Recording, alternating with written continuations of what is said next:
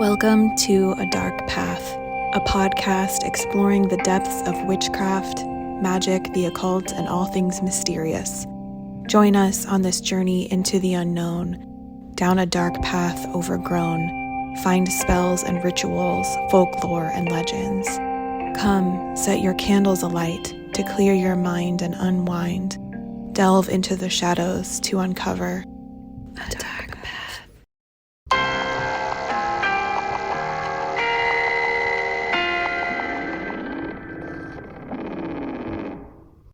Welcome back to A Dark Path, a podcast exploring the depths of witchcraft, magic, the occult, and all things mysterious. I am Kristen, and what I love about Ostara is petrichor. And for those of you that don't know, it's the smell that the ground gives off after it rains. And spring just hits like a bit different. It's my favorite. I'm Allyson, owner of Jupiter's Omens, and I'm coming in with the bummer right off the bat because it's actually my least favorite time of year. I'm actually the most depressed in spring. I think it's because of the blue light. I just hate the vibes. Makes me super sad. But I do love the creative energy that spring has. And I also love all of the shades of green. Well, thank you, Allison. Just a ray of sunshine. I didn't want to say it. I was gonna just let you be you because you know what? Like fucking reality, man. Not everybody wants the spring. Sometimes people are like, yeah, you know I what? miss winter. What about, yeah, Winter's or my time. summers?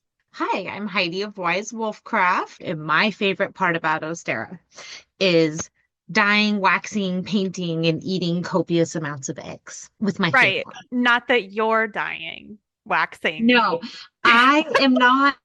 None of those things are going to happen to me personally, to the best of my knowledge. So, Isn't it just amazing how we're like, let's just have like one or two eggs. I couldn't eat that much. No, that's so many eggs. And then we're like, oh, let's just boil 18 of them, cut them in half, and then we'll just eat the whole thing. It's fine.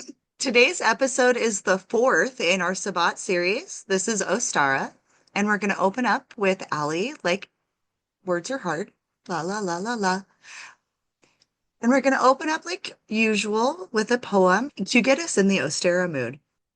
Equal parts of day and night, this golden Ostara equinox and vernal day ushers to our earth growing daybreak, dawning affection, gravitational conception, the renewal of being, a kiss of tulips, a robin's eggs, and a daffodil's laugh, connection crocheted and handmade as chantilly lace, earthen caked fingertips tenderly make ready soil to receive seeds and bulbs, brimming with spirit for the year ahead.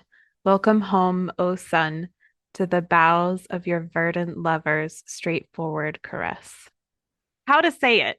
This was educational for me because I always felt like it was said Ostara, but it's not.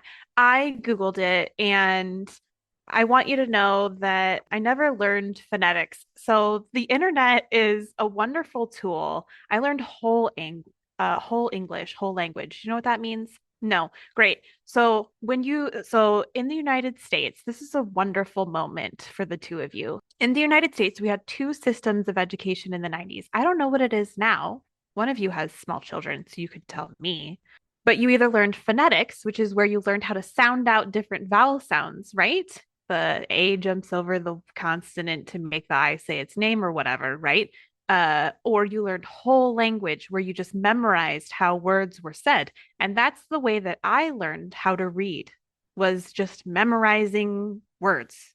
Yes, are you dyslexic? I am. So that's probably part of it. My son is also dyslexic. Well, no, And that was how in Indiana, that was what they did. And oh, when we interesting, then interesting. moved, yes, the school system there taught people whole language. And then when we moved to Pennsylvania, they did phonetics. And so I had to like shift. So my sister was young enough that she was able to do it really easily, but I was in fifth grade. So I did not shift. I was just fucked. So, anywho, The internet is a wonderful tool these days because, there's that little mouth that appears and you can press the little speaker button and watch the little mouth and it'll say the word for you. So, anywho, the internet told me how to say it and it's Ostara, but it's spelled like O-W, which is ow to me. But anyways, Ostara, O-staa-ruh. That's how you say it.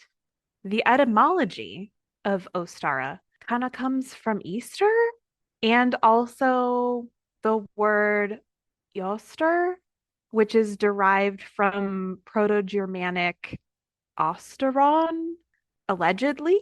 Osteron comes from the Proto-Indo-European root os, which means to shine. And then the word east also comes from this root. So what is Ostara? It's the spring equinox when the young god, as the story goes, reunites with the goddess because he's been reborn in at Yule, right? And he gains the strength to reunite with her. And she's all excited, welcoming fertility and his warmth. Boom. There's my explanation. Okay, I love that. Do they have sex? I don't know, but that's all I got. Oh, I like to leave a little cliffhanger. It's like a Lady or the Tiger ending. Kristen, how do you feel? Ostara typically takes place between March 19th and 22nd in the Northern Hemisphere. It does vary. It's one of those Sabbats that does fluctuate. It's the time of the year that the sun's direct rays hit the equator, which make the day and night in equal length. So night, exact same time frame as day, where whatever half of 24 is 12. So it's an equal point of light and darkness where they both are again in balance, and then the light is on the rise. So the days are going to start to get longer after this point. It's a time of new beginnings and life emerging further from the grips of winter. Celebrates rebirth and life on earth, nature, the triumph of light over darkness, and the balance of light and dark. As Allyson has touched on, the goddess is now in her maiden stage with the potential of fertility and growth. And Heidi, You. what is your take on what Ostara is? Oh, oh my, oh my. Well, I feel like you guys covered a lot of it. One of the things I did want to say is that it's also called the vernal equinox, right? So spring is vernal. It's on 3/20 this year, I believe, 2025. So I think what that does vernal mean? What's vernal? Vernal is an adjective, according to Oxford Languages, meaning of, in, or appropriate to spring. Quote, the vernal freshness of the land. I literally was just gonna say spring because I didn't know. And I did kind of know. I got We've it from also something. we've also got ye old Merriam-Webster, one of relating to or occurring in the spring, vernal equinox, vernal sunshine. I want to be a vernal maiden. Ew. Okay, let's all talk about history a little bit. That it was celebrated by Anglo-Saxons, Germans, Celts, pagans, and then eventually was turned into a Christian holiday as well. Other than that, I don't know if I have a lot to share. I know that we kind of are talking about it through the themes. Well, I mean, a lot of those cultures are, it's about a time of rebirth, and that sort of thing, but I don't know how to like. So the origins thereof, Easter and Ostara, uh, are a little bit hazy. I mean, Easter, we get it. We know where that's come from, right? Like we got it. But we've kind of borrowed the timing from this pagan festival that we don't really have credible references for. So here's what I got. We've got two possibilities based off of my research. Germanic, we've got the goddess Eostra, however you say it, right? Like I said, I couldn't find credible sources that detail her symbolism. Most of the things that we know about her were created post 1835. Okay, I need you to understand this. We don't have any information prior to 1835. We just have a name, okay? It was created by Jacob Grimm of the Brothers Grimm, right? From his work Deutsche Mythology of 1835. Also, Andolf Holtzmann in his late 19th century book, also called Deutsche Mythology, which feels like a grab stab. Charles J. Bilson and John Andrew Boyle in 1972, which then was further cemented by modern paganist movement, although there was an apparent lack of historical evidence, which is common for Germanic tribesmen religious practices because it was like oral tradition, right? However, skepticism, just a healthy dose of skepticism I have for that one. We also have Assyrian Ishtar, which the language also lends itself to the festival of Easter. So we know based off of depictions of her, we have statues like effigies and paintings and things like that. She was associated with eggs and rabbits. There are legends. They represented her fertility as well as her sexuality, which is quite interesting and strange to me, but it's part of her like deity myth. She was celebrated each spring to mark the rebirth of the year. That was her like feast festival. This was also the time of year, however, that the Germanic goddess Eostra was celebrated. That's the only thing that we really know about her. Nothing else. Everything else that we think we know was made up post 1835. Ishtar, again, people decorated eggs. We know this, and exchanged them with each other in her honor as gifts on the equinox. So that's interesting. Which one is the root? Who knows? Also, could be a combination of both. Also, there's probably more deities that lend to the inspiration of this festival.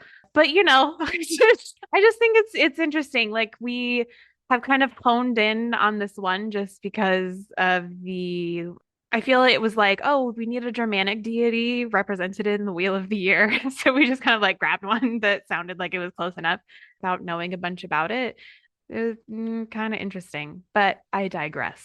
Super skeptical about all of this. I know about Ishtar, so that seems more likely to me to be the root of the pagan holiday. However, It- so the thing I had always been told was that Easter was one of the many holidays that Constantine converted when yeah, Constantine went around converting pagan holidays, right? right. Super easy grab. Yeah.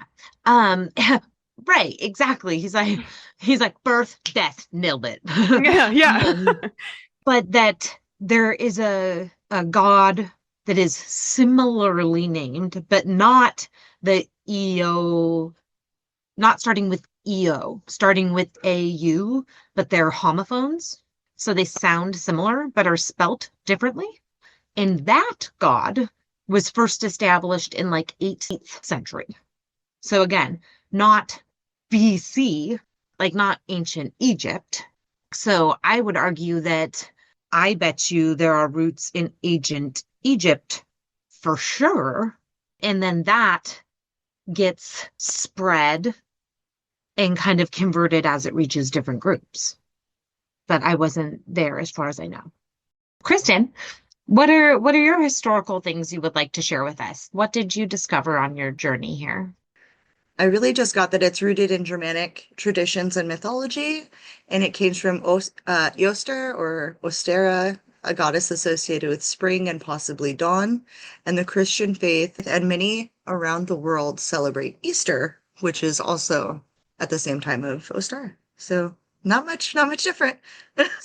I definitely got a few other things in the cultural variations if you guys are wanting to. Yeah, please. Actually, Kristen, why don't you lead the way with some cultural variations? I think we're all a little excited about this section. What did you find? I found a couple different things. So in German folklore, the story of Ostara, the goddess of spring, she turned a bird into a rabbit to help it survive the cold winter. In gratitude, the rabbit kept its ability to lay eggs and laid colorful eggs as a tribute to the goddess, symbolizing rebirth and renewal. So that's where through this German folklore why we get the bunnies and the eggs, and people are oftentimes like, I don't understand what they go together. How could they? Rabbits don't lay eggs. Well, when they're turned into a rabbit from a bird by a goddess, they do lay fancy colored eggs. And then also, so I looked up the Norse. There's not really a Norse Ostara. They don't celebrate it that way, but they celebrate spring just in general. To kind of link the two, the couple that there's several, but the couple that I had that I would recommend are Freya, the Norse god of love, fertility, sex, beauty, and magic. And then I always say her name wrong. Iduna, the Norse goddess of rebirth and everlasting youth. She's the keeper of the apples. So if anybody knows the Norwegian mythos, she had these apples, and that would keep the gods young and healthy, and that's how they had their immortality. And she was also known as the rejuvenator. Just a couple different stories and deviations and ways that you can kind of go with spring. That's awesome. Allie, what did you find? Oh, more Welsh and Druid stuff. I've got Albin Ilir. I don't know how exactly you say it. I'm sure someone will come for me, and that's fine. But it basically translates to light of the earth. And it's still celebrated today. Equinoxes are a big freaking deal. Basically, gathering at ancient sites to watch the sunrise. Crops are sown. Other Druidic rites that I am not privileged enough to know about are also performed, I'm sure. And then in my ancestral Welsh Albanilir was bonfires, symbolizing the sun's increasing power. Sometimes it was also believed that you would have bonfires to help feed the sun. The idea was like burning wood, releasing the light, the smoke would carry up to the sun to kind of help it grow, right? Complete with like dancing, singing, and then prayers for prosperity and growth for the rest of the coming year. So we would be doing kind of like proactive stuff, right? Hoping for good harvests later on, a lot of rain, fair weather, plentiful germinations, things like that, right? We want our fields to be full and our bellies full later. What about you, Heidi? Well, let me tell you. I found a lot of interesting stuff. So, of course, I threw the Christian holiday onto my list, Easter, right? That's a cultural variation. I'm not going to talk about it because it's pretty obvious. But interestingly, it's a whole month after Ostara this year. It's on 4/20, right? April 20th. So kind of interesting that happens because of like the way things move throughout time and things, but still very interesting. Anyhow, I also did Howley. That a lot of people know that holiday, but might not know the name. It's spelled Holi, and it is celebrated by Hindus celebrate it. Is that what you'd say? Do you say Hindus celebrate it? Because Hindi is actually something else. Yeah, it would be a Hindi or a Hindi holiday, or would it be a Hindu holiday? I think it's a Hindu holiday. Yeah, you could say it's a Hindu holiday. I'm super ignorant. What's the difference? I think Hindi is a language and like a people, and Hindu is a like religion. Okay. But I think they're derived from the same root word, or even like maybe one is named for the other. I don't know, but they're very, very, very similar. And Hindus speak Hindi, right? Yeah. Hindu isn't their language. Hindi is their language. Hindi is a language, right? Yeah. But I'm like, but I chose this one because I think this one and a different holiday that I'm going to share about were really interesting because I felt like they are on almost like the timing is very similar, like much more similar than Easter, but they don't celebrate a ton of the same themes, so that was kind of interesting. This is on 3/14 is when they typically celebrate. but it's about celebrating love. And then the story that they tell is about two different gods and about them falling in love, but one of them has blue skin and the other feeling anxious about that, and literally about like judgment from their peers. So to help guide them through this like kind of situation, it is suggested, I believe it's one of their mothers covers them in paint so you can't see their skin effectively. And so everybody looks really colorful. And then that inspires that holiday that people are familiar with, that they can see, where people throw powder onto white clothing and it's very colorful and very beautiful. But it's a love holiday. But outside of it being a love holiday, I feel like kind of a little bit different twist on it when they're making it such like a romantic based story for me. Because I feel like, and maybe you guys disagree, but I don't jump to romance when I think about Ostara as much as I do like, and now stay with me, as much as I do like sex and fertility. So the other one I chose was Purim or Purim. Purim. That's a Jewish holiday, and it's celebrated on 3/13 or 3/14, and it's got, again, very similar timing. But this is about a woman who was like a queen, not by choice. A king like selected her, right? He like creates this beauty pageant and chooses this girl who is Jewish but hides it, right? Because it's not okay. And but then ends up marrying and becoming royalty and becoming a princess who basically through clever political maneuvering is able to save her people from a genocide plan. And they celebrate it, and it's a really joyous celebration. Like, so interesting again, because again, not totally different themes, but very different representation. Themes and symbolism. We each made a list of themes and symbolism, and I think it would be fun if we just take turns like saying one word, but you can't repeat a word that somebody else has already said. Fertility, Bring flowers. Bulbs, conception, Chicken eggs. dandelions, balance, Butterflies.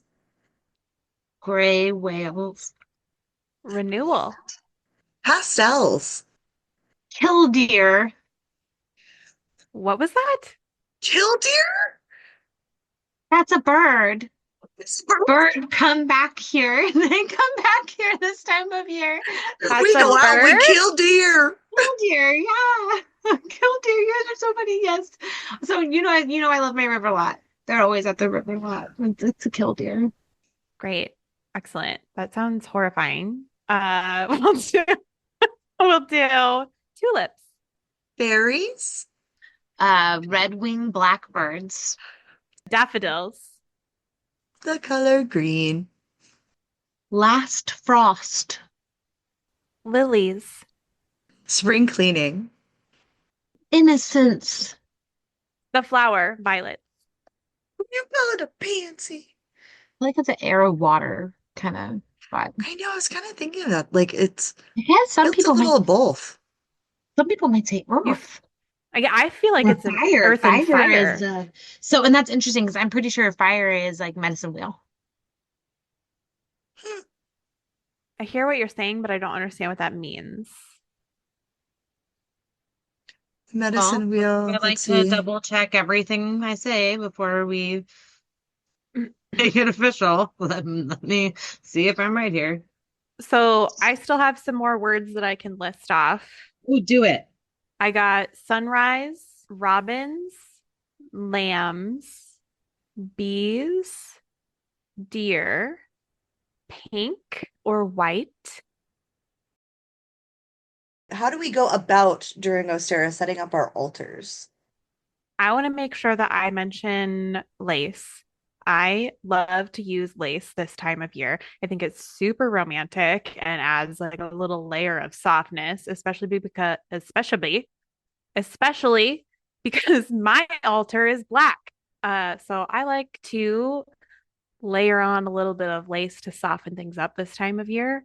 I also like to use antlers again, as a symbol, speaking of Carnanos, again, as a symbol of vitality and fertility. I like to have horns or antlers, things like that available.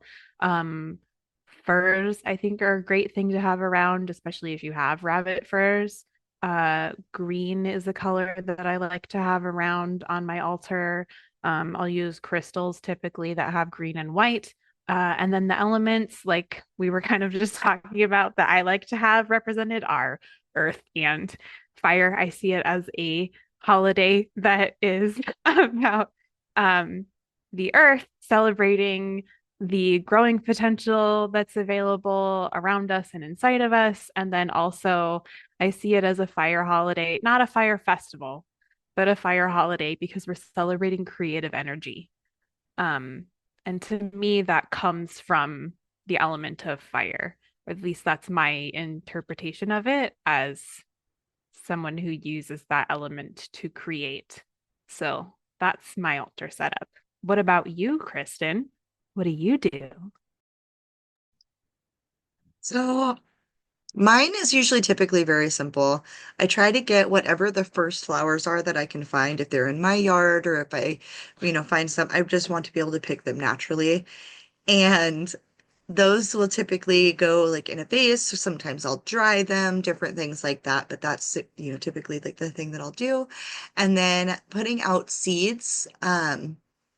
I have like it's almost like a little shot glass, but it's like maybe a candle holder. I'm not entirely sure. I got it secondhand and I was like, this is cool. I'll put like different offerings and things in that. So like seeds or different herbs of the season, things like that. But I'm typically pretty simple because a lot of my other stuff that I do is ritualistic more than it is my altar setup. But yeah, what is like Heidi, what are some things that you kind of do for your altar?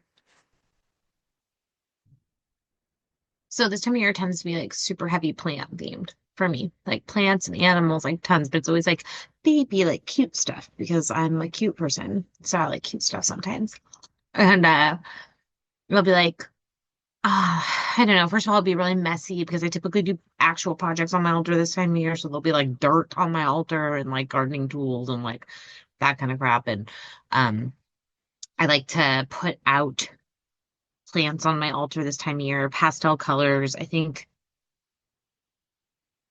don't know. I like lace also, but I like silk too. Like those, but just like, I guess for me, which is funny because I don't know which doesn't make a ton of sense, but I like the femininity part of it. And that's kind of my expression of that. Although I feel like it is interesting. Anyways, things to reflect on for me. But I was like, I tend to make it a little bit girly and cutesy. That's what I tend to do. Um, and that's not true with some of my other altars. So this is but also my kids are really involved in this holiday. So I feel like that's part of it too, is it tends to be a lot of stuff the kids will like. I love that. It does seem to be like one of the most, in my eyes, like family friendly, not even family friendly, but family active. I don't even know. Like Christmas, yeah, you get presents and you do all of that, but that doesn't like it's so commercialized nowadays. I feel like Easter is like you sit down, you make the eggs, you dye them, eat the ears off of your chocolate bunny, whatever it is that you do. And like it just seems so much more like connecting. We've been traveling together down a dark path. Now it's time to take a break and listen to some of our sponsors. A Dark Path will return after these messages. Needing guidance on your dark path? Explore the mysterious world of Jupiter's Omens, offering handmade rituals, spells, and tools to focus your intention during spell work, vintage altar tools and decor, and intuitive tarot sessions utilizing claircognizance. Visit Jupiter's Omens, where the mystical and macabre meet, at jupitersomens.square.site. That's jupitersomens.square.site. Light the way on your dark path with Wise Wolf Craft's unique selection of tools for living with intention. From manifestation kits to altar items and divination tools, we have everything you need to connect with your inner wisdom. Wise Wolfcraft offers Reiki and other energy healing sessions, divination readings, and a variety of classes on topics like intuitive tarot and personalized spell work. Unleash the power within. Visit Wise Wolfcraft today online at wisewolfcraft.com and on Facebook and Instagram as @WiseWolfcraft. Wise Wolfcraft, tools for living with intention. It's typically the time that I like to like start or plant seeds. And I say start or plant because some seeds you do have to kind of start the growing process before you get them planted into the ground. So that kind of depends on what I am planning for the next rest of the year, what I want to come up. But this is kind of the time that I like to get it ready. Of course, it depends on Washington weather. I've had it like snow in March, so sometimes you have to like make sure that things are ready if you're planning outside. That's always fun. And I just really love like spring air. Like I said, or like at the very beginning, like petrichor, the smell of the rain, the smell of like the dirt. And spring just has like this just wonderful, like clean, like renewing kind of smell to it. So like opening up the windows, allowing the air to kind of like flow through anything that's been like kept up for the last few rainy days or cold days just gets to like leave the house. It's super great. It's one of my favorite things. I've got, so me personally, I double down on making myself feel good. And I do what I have to do that. So I take care of my mind, my soul, and my body, right? So for my mind, I double down on creative work. I am writing poems. I am doing creative writing. I am learning things. I am doing the hustle that's necessary in order to keep me intellectually challenged and satisfied. I really push myself, love to do that this time of year.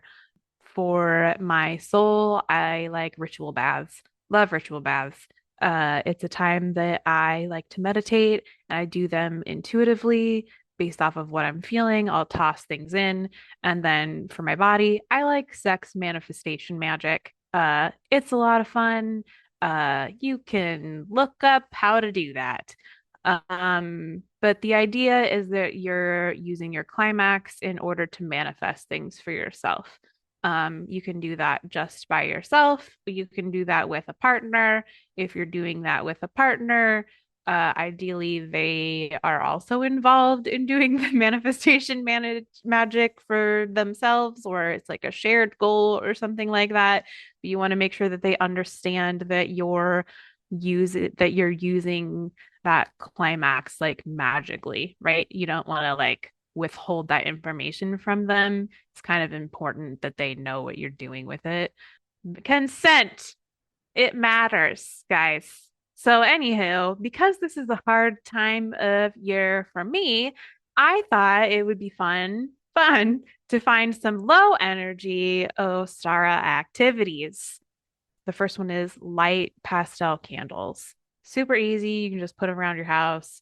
Really cute way to get festive. Eat egg related dishes. Open the windows for spring air, like Kristen was saying. You only live once. Breathe outside. Spring clean your altar. Oh my God, that's a fucking shirt. You only live once. Breathe outside. Okay. Take that one to the bank, friend. We've also got spring clean your altar. I mean, I feel like you should be doing that every Sabbath, but whatever. Burn jasmine incense. Admire fresh flowers. You can just go on a little walk outside. How great is that? Bird watch. Man, what is this? Millennial hobbies 101.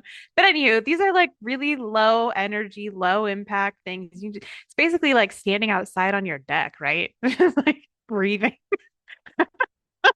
I love it. I'm here for it. What about you, Heidi? Doc, I'm obsessed with low energy because what they're really talking about is integrating magic into your mundane life. Oh, right. And that's when we all win, right? Like that's what we're really trying to do. So, fuck yes, long live lazy magic. That's That's a t-shirt. Long live lazy magic. You only live once. Breathe outside. for me this time of year, gardening, green magic in general, right? Lots of that kind of stuff. I do a lot of like honoring the land, celebrating the return of animals, lots of animal spirit stuff. I tend to work with some entities this time of year. Wrote sex magic several times, basket making. What about any specific spells? Where do you focus? What's your magical focus? My magical focus for spells is mostly fertility and creativity. And that's fertility in the sense thereof as creative energy, not like, oh my God, I'm making life fertility, which I think people, so I've noticed that people do see fertility spells as like, oh my God, I'm trying to get pregnant. But that's not always what fertility spells are. Granted, there are fertility spells that you can do that are specifically for that. However, fertility spells are often for like birthing ideas or improving the pH of your soil or like helping your garden do better. Like there's like we got to broaden our horizons here, guys. But yeah, so that's my main focus is on that stuff. And then from there, I also do manifestation and intention work, and then also potential and consistency.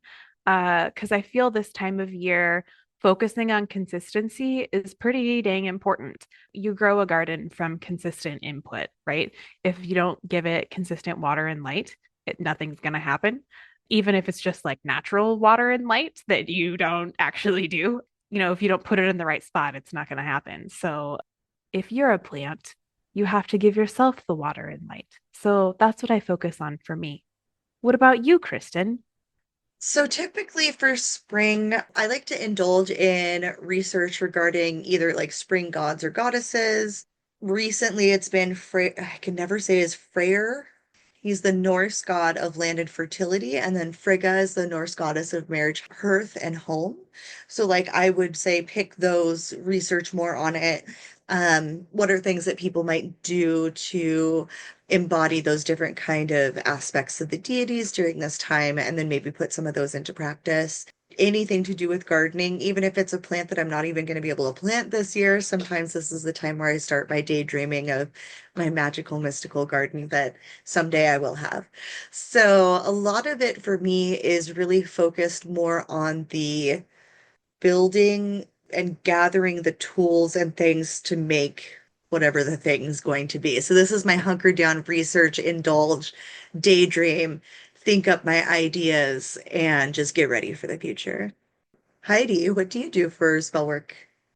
So weird. This is weird. You're like, magic? Is it Heidi? But it is magic. So I like to do cleaning and donating as like a form of magic, right? I think that there's a lot of magic to be done around gratitude and like cleansing is obvious, but the donating part is pretty magical too, because it's like putting love and joy and practicality and usefulness like energetically back out into the world. And so I really like to like be intentional with that and think about it. And I like to do it all times of year, but once a quarter is a great way to think about it. Also, like Ali said, I do a ton of like ritual baths this time of year. I feel like it's a bathing time of year, like even not always necessarily even hot baths, just like cleansing baths, right?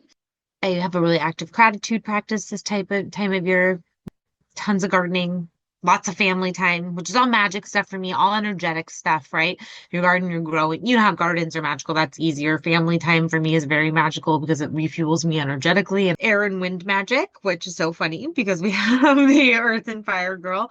But I do tend to focus on the other side of it. And I technically do a ton of earth magic too. You can't really do green magic without doing earth magic. I just never really thought of it that way. I tend to this time of year, opposed to reading fire, I tend to read smoke or wax. Like the flame part of it has shifted out because I have the last 2 seasons where I've done it. But it does make sense. It's just how I feel like we always approach things differently. Like it's just, I love it. I do singing, drumming, toning, kites that have like intentions written on them, that kind of thing, and you leave them, you tie them to your house. It's the same thing people do with ribbons, right? We tie ribbons to trees, that kind of thing. Wind chimes can be really powerful, energetic movers. I like to make those. For me, this is when a lot of the foraging stuff begins. So I'm doing a lot of like consecrating of stuff to go forage. I do a lot of offerings this time of year because I have a lot of offering stuff from foraging, if that makes sense. So what are some, kind of touched on a few, it sounds like, but what are some crafting ideas that we would like to do or we usually do during this season? For me, Dyeing, painting, decorating eggs. We used to dye eggs often, but I always preferred painting eggs. I mean, maybe it's just more of a precise, like I want to get the details and make things really, whatever, really unique or whatever. Whereas I'm like dyeing, I'm like, I'll dye it and then I'll paint on top of it, okay? But something that I have not done, but I think would be super fun, and I found it on probably Pinterest or something like that, host a seed exchange. We can swap those different seeds and everybody could have a little bit of everything. And I was like, how cool would that be to be, whether it's seeds or like something that's already started? I'm like, that'd be fun. Crafting ideas, natural paints. I haven't made natural paints, but I've wanted to so bad. I think this would be a great time of year to do that.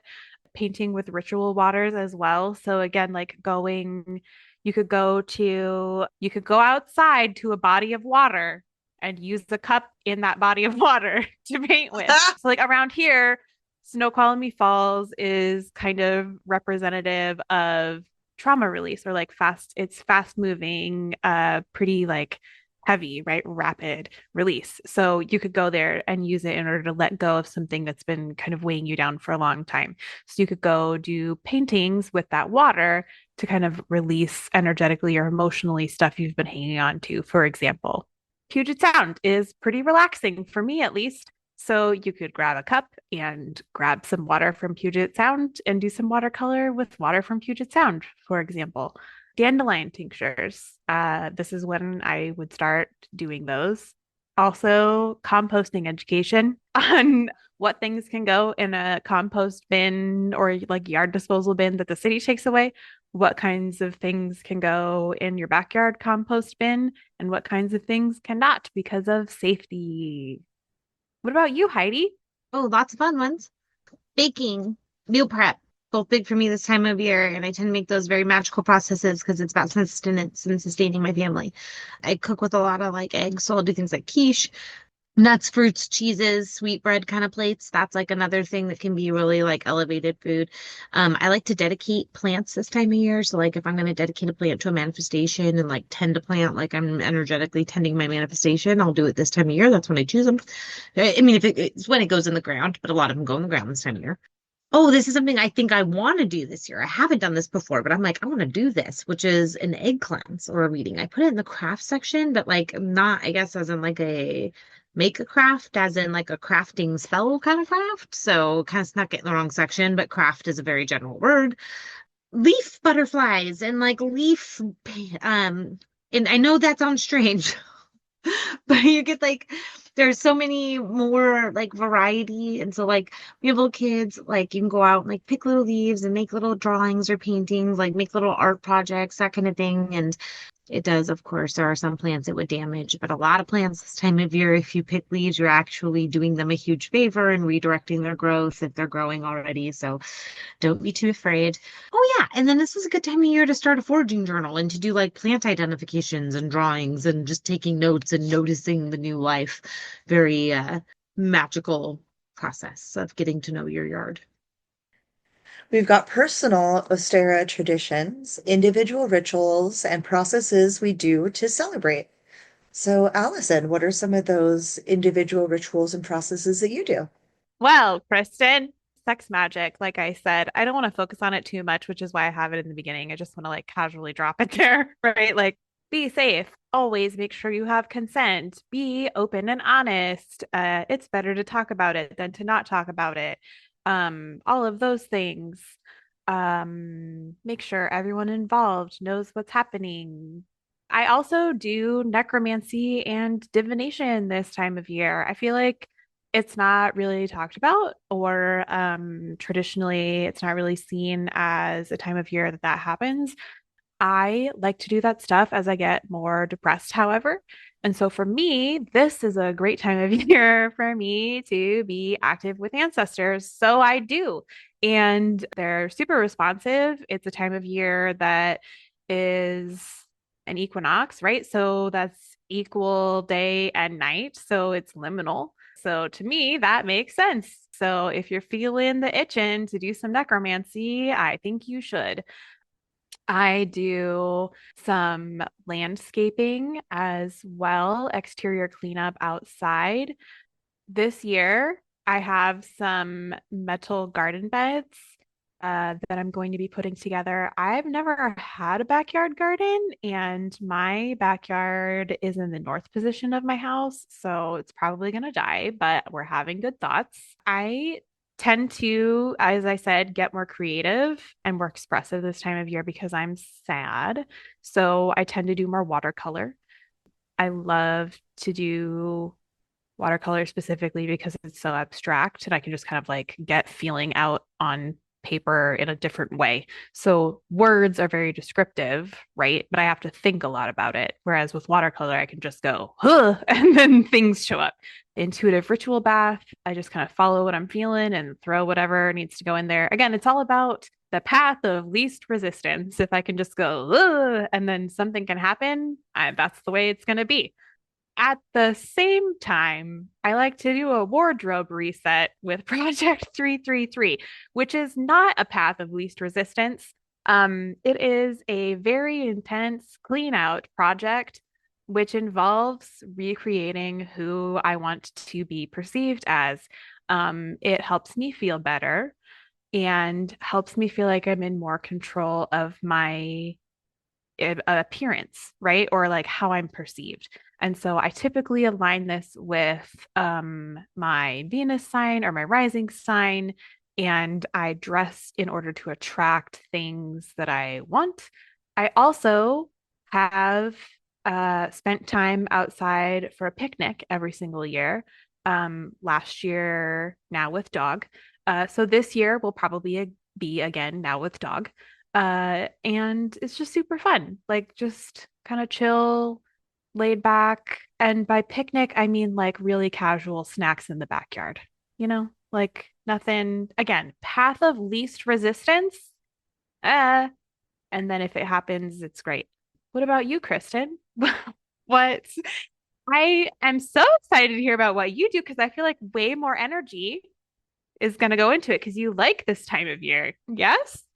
I do love spring. It's like all about like I mean all of the trees are coming back to life and all the little baby flowers and stems are coming out and I'm just like so excited because then like okay, I have like really bad allergies and I'm sure anybody who's listened to the podcast knows I have really bad allergies.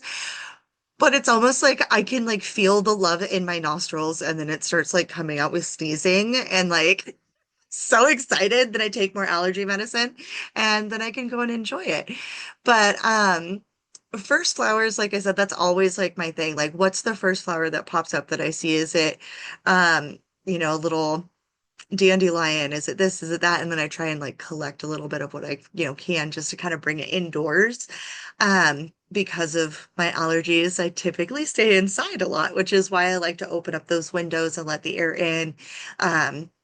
Let anything that I've been holding in the house just kind of out, whether it's energies that no longer serve.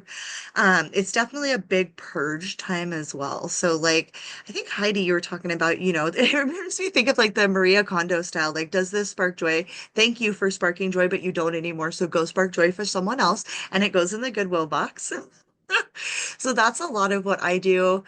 Um, I really like having spring baths and silly or not, I always like, I know like the story of Ophelia is really sad, but just like the image of like some of the Renaissance paintings and different things that I've seen with Ophelia, she looks so serene and so beautiful. And I don't know how to explain it. I don't like bugs. I don't like things touching me. I don't like seaweed. So I would never get into the water. But my idea is that if it wasn't for all the gross stuff touching me, I would love to be laying in a stream and just like drifting along, just super serene and the smell of those flowers and hopefully a willow tree, something like it's so exciting to me. So that's kind of my favorite. So if I can recreate that in a bath that's not going to have fish trying to nibble my toes or something weird, then I try to. So it's typically going to be really fresh, uplifting. Um, like a peppermint or eucalyptus, jasmine, rose, anything that's kind of like going to remind me of spring.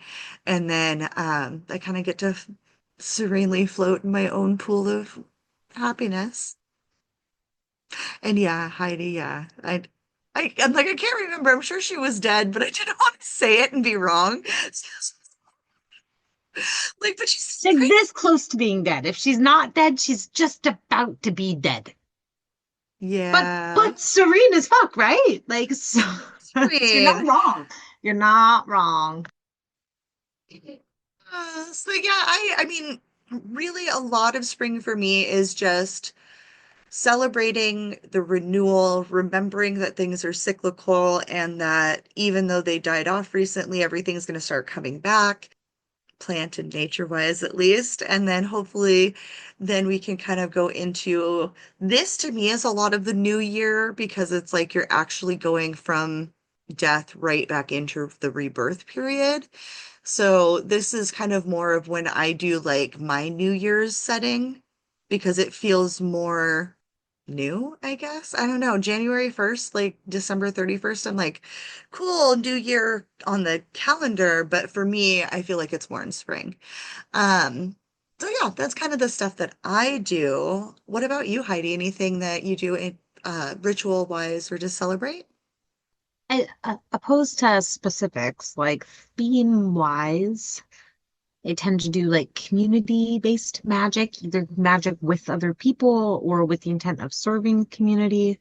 Um, a lot of physical or somatic magic, smoke readings or wax readings. I like to do inner child work, maybe working with all the different correspondences. That's something I like to do every Sabbath or holiday is work. If I'm working magic, try to include some of the either like entities. It doesn't have to be something physical, but if it's something physical, better, that's great. But like just whatever I can get my hands on, even just using a little bit of the color or something. Well, awesome. So, with all of that said, we kind of talked about a bunch of stuff here today. What are some of your takeaways for today's episode, Heidi? Well, I'd say some of my takeaways are that it's as celebrated in a lot of different places in a lot of different ways, and that you can have just a little bit of energy or a whole bunch and still do something to celebrate if you feel so inclined. And same for you, Allison. What's your takeaway from the episode today? My takeaway is that we don't know as much about Ostara as we thought that we did. And that doesn't make it any less important. I think it just means that we shouldn't be taking it for granted, right? I think it just means that we should be thinking about it a little bit more and asking some more questions, maybe even assigning some of our own meaning, right? I mean, I'm a fan of doing that big time. So, um, you know, being cynical, asking questions, right? Think for ourselves. What about you, Kristen? My takeaway is definitely a lot like your guys' takeaway. I feel like there's a lot that we don't know. I always loved Easter just because of the season, and I thought that was always fun.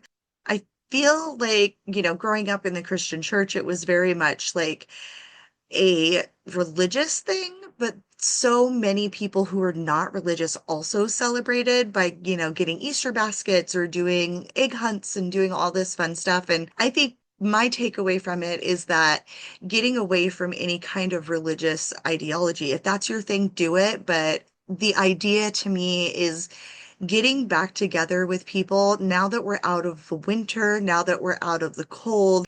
We can start to be, commune again and be reach out to our neighbors a little bit more and like kind of we can just reconnect. And I think that's kind of the most important part for me with Easter. And I think that the takeaway definitely is, hey, this is a fertile time. If you want to do it with sex magic, if you want to do it with watercolors, if you want to do it with just sitting at home and opening a window, by all means, do it. Ostara, baby. Thanks, everyone, for coming along with us for today's episode about Ostara. It was very educational for me. Really upset to find out I've been saying this word wrong for such a long time. But again, you can find me on Instagram at Jupiter's Omens. I'm Heidi, and I'm always happy to be here on A Dark Path. You guys are the best. And you can always find Heidi on her socials at Was Wolfcraft. If you ever want to just, say hi, tell her how inspiring she is.